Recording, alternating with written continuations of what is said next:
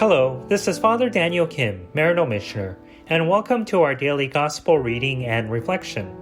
Today's Gospel reading is according to St. Mark, chapter 10, verses 46 to 52. As Jesus was leaving Jericho with his disciples and a sizable crowd, Bartimaeus, a blind man, the son of Timaeus, sat by the roadside begging. On hearing that it was Jesus of Nazareth, he began to cry out and say, "Jesus, Son of David, have pity on me." And many rebuked him, telling him to be silent. But he kept calling out all the more, "Son of David, have pity on me." Jesus stopped and said, "Call him." So they called the blind man, saying to him, "Take courage, get up. Jesus is calling you." He threw aside his cloak, sprang up, and came to Jesus.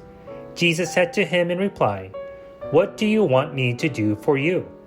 The blind man replied to him, "Master, I want to see." Jesus told him, "Go your way, your faith has saved you." Immediately he received his sight and followed him on the way. The Gospel of the Lord. Praise to you, O Lord Jesus Christ. We hear from Mark today that Jesus, along with his disciples and a sizable crowd, was leaving Jericho, and a blind man named Bartimaeus was sitting on the roadside begging. Now during the time of Jesus, the roadside near the gate of every city was lined with beggars in hopes of receiving alms from travelers passing to and fro. And it is interesting to note that Mark not only presented the name of one such person, that is Bartimaeus, but also provided his ancestry, that he was a son of Timaeus.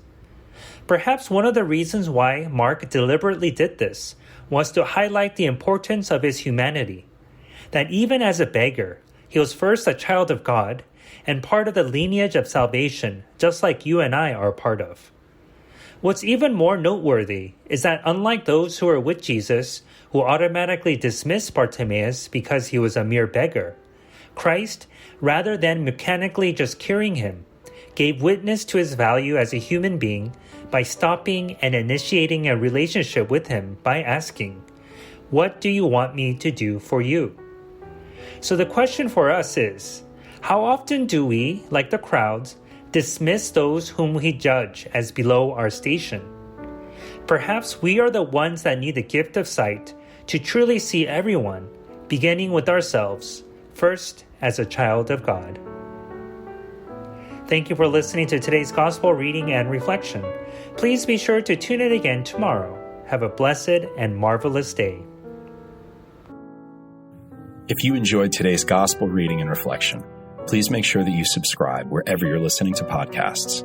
Also, if you know somebody who may find value in today's reading, please make sure that you share it with them. To learn more about how you can support the work that Maryknoll does around the world, please visit us at maryknollsociety.org. And if you're interested in subscribing to our online magazine, please feel free to visit us at maryknollmagazine.org. Thank you once again for spending your time with us today, and God bless.